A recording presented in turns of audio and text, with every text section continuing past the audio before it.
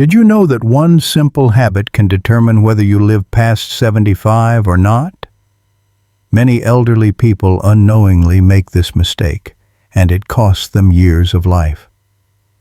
But here's the good news. There's still time to change your fate. Imagine two old friends, Mr. Robert and Mr. James. They were both in good health at 70, but by 75, their lives had taken completely different paths. Mr. Robert was still active, sharp, and full of energy, while Mr. James struggled with his health and lost his independence. The difference? A few key actions that made all the impact.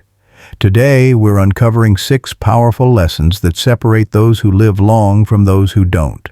And instead of just giving you facts, I'll take you through real-life stories of elderly men and women, people just like you, who either made the right choice or the wrong one.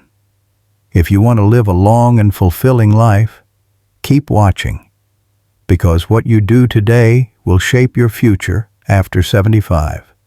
Let's dive in. Lesson 1. The danger of stopping too soon. Mrs. Linda, now 78 years old, was once a woman full of life. She loved spending time in her garden, tending to her flowers, and taking long walks through the neighborhood. Every morning, she would wake up, stretch, and step outside to enjoy the fresh air. For years, she stayed active without even thinking about it. It was simply part of her routine. But when she turned 70, something changed. She told herself, "I've done enough.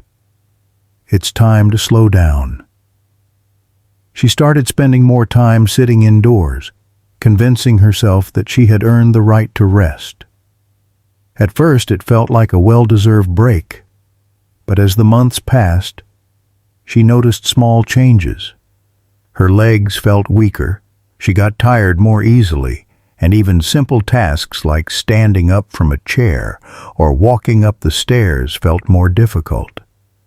By the time she reached 75, the woman who once loved movement now struggled with everyday activities. Her balance wasn't as steady, her muscles had weakened, and she often felt drained of energy. It wasn't a sudden illness that caused this decline. It was the slow and steady loss of movement. The truth is, stopping physical activity too soon can speed up aging faster than people realize. Doctors and longevity experts all agree.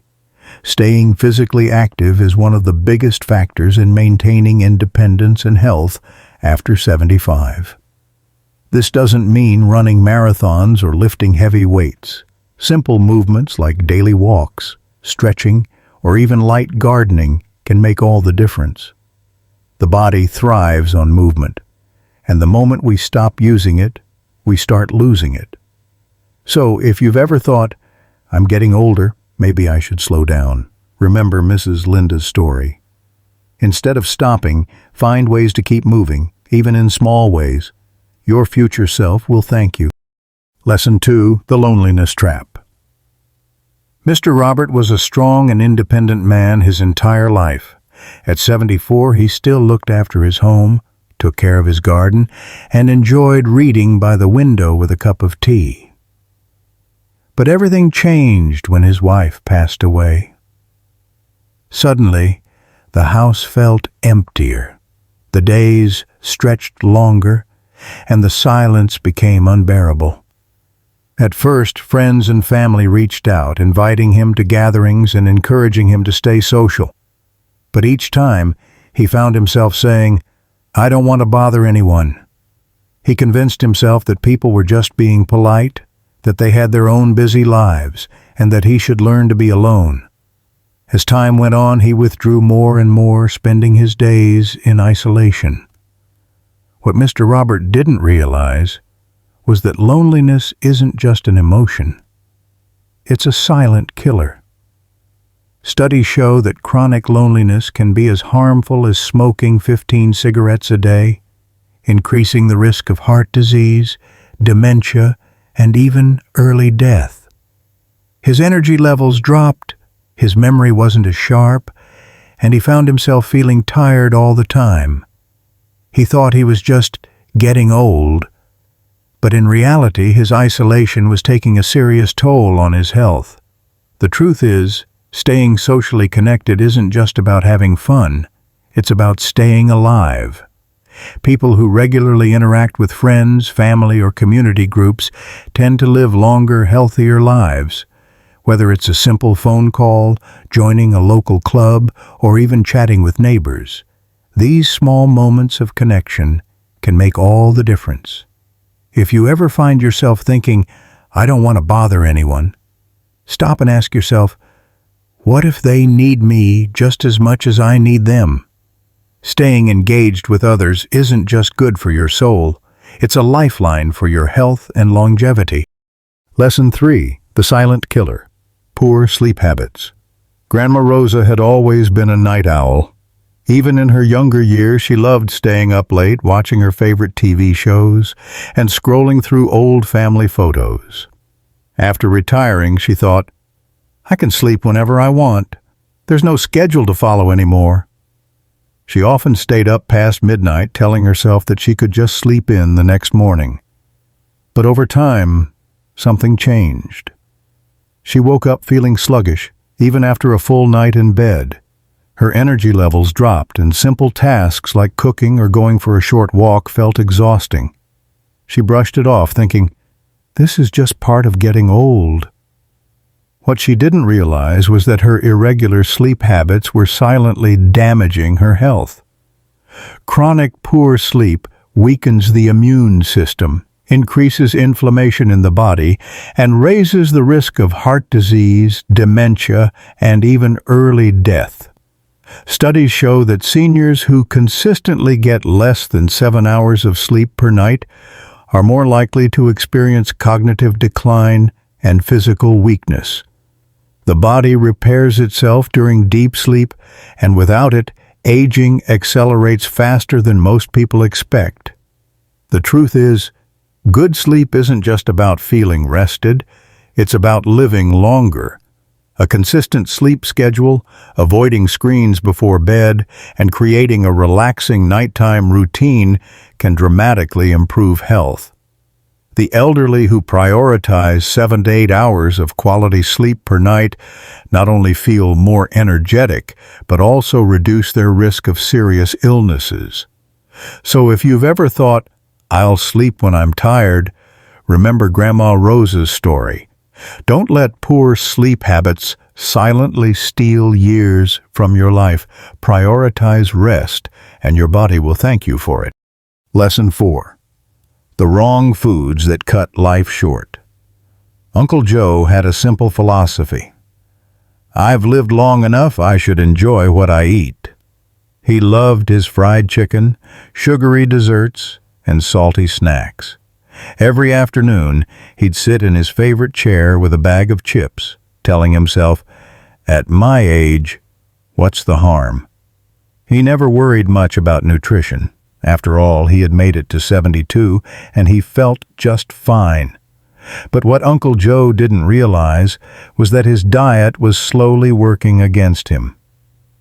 One day, during a routine checkup, his doctor gave him a wake-up call.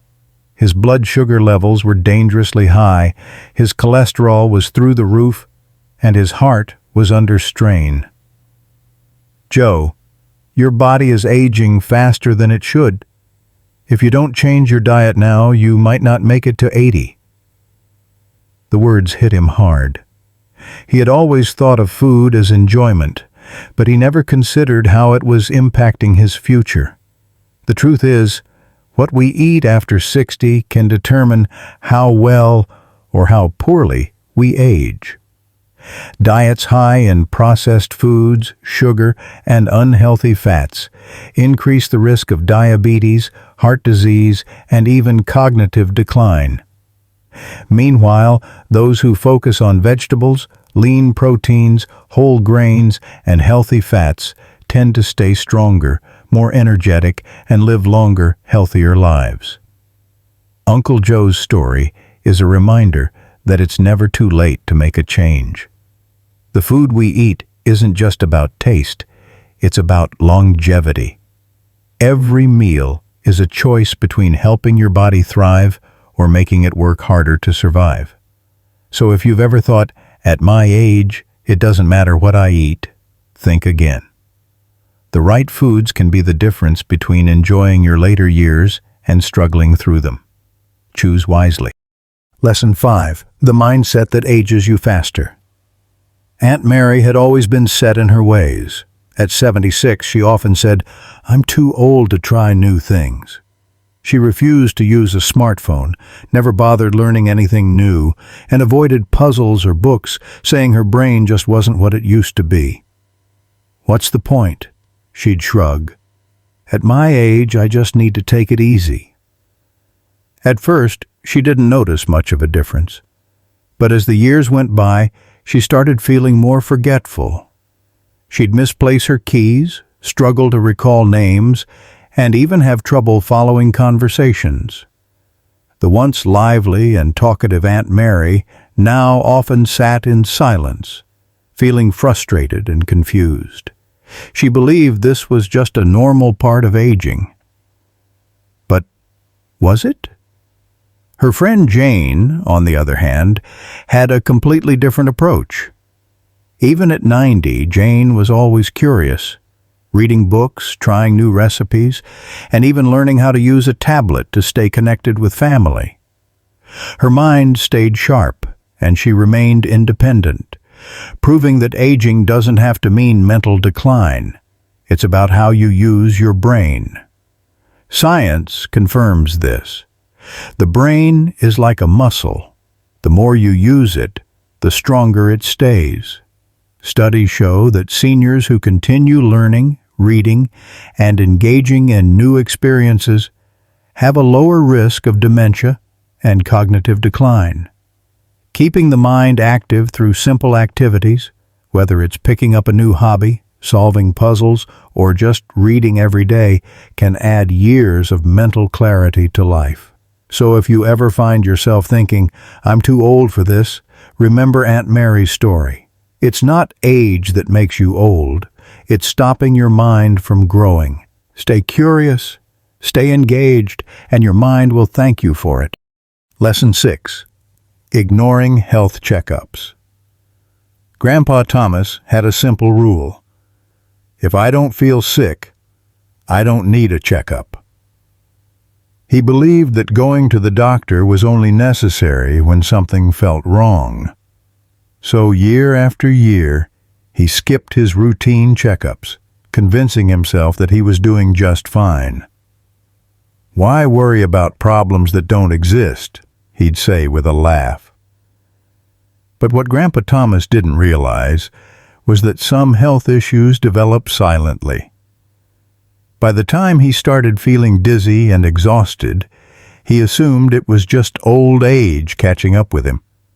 When he finally went for a checkup at 73, the doctor gave him some shocking news. His blood pressure had been dangerously high for years, and his heart was under serious strain. If he had caught it earlier, simple lifestyle changes and medication could have helped. But now the damage was done, and he faced a much higher risk of heart disease and stroke. The truth is, many elderly people lose precious years because they ignore early warning signs. High blood pressure, diabetes, and even certain cancers can go unnoticed for a long time until it's too late to prevent serious consequences. Regular health checkups can catch these problems early, giving you the chance to take action before they turn into life-threatening conditions. Taking care of your health isn't about fearing bad news. It's about staying ahead of problems before they take control of your life. Those who prioritize routine checkups, screenings, and preventative care often live longer, healthier lives. So, if you've been avoiding the doctor, take Grandpa Thomas's story as a warning. Don't wait for symptoms to appear. Get checked, stay informed, and give yourself the best chance at a longer, stronger life. Conclusion. A long and healthy life isn't just about luck. It's about the choices we make every day. As we've seen through the stories of Mrs. Linda, Mr. Robert, Grandma Rosa, Uncle Joe, Aunt Mary, and Grandpa Thomas, small habits can determine whether we thrive past 75 or struggle too soon. Staying active, staying social, eating right, keeping the mind sharp, prioritizing sleep, and getting regular checkups. These are the keys to a longer, healthier life. Now, I have a question for you. If you found these lessons valuable and want to live a long, fulfilling life, comment 9 below. But if you think these lessons don't matter, comment 0, though I hope you choose wisely. Thank you for watching. Don't forget to like, subscribe, and stay tuned for more wisdom on living well after 80. Take care, and see you in the next video.